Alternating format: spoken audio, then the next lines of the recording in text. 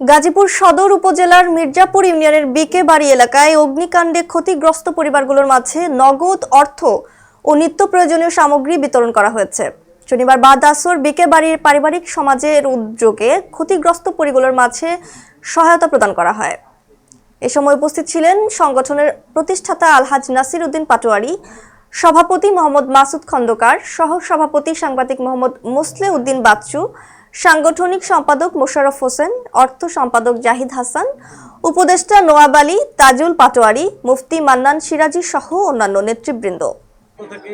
এই পারিবারিক সমাজের প্রতিষ্ঠাতা জনাব নাসিরউদ্দিন পাটোয়ারি তার মূল্যবান বক্তব্য পেশ করার জন্য অনুরোধ করছি। পারিবারিক সমাজের সম্মানিত সভাপতি এবং সকল সদস্যের সম্মতি আজকে আপনাদের পাশে আমাদের সামর্থ্য অনুযায়ী আইসা আপনাদের যে সহায়তা করার হাত বাড়িয়ে দিয়েছি। ইনশাআল্লাহ আমরা আগামীতে আপনাদের পাশে থাকবো এবং কালকে যখন এই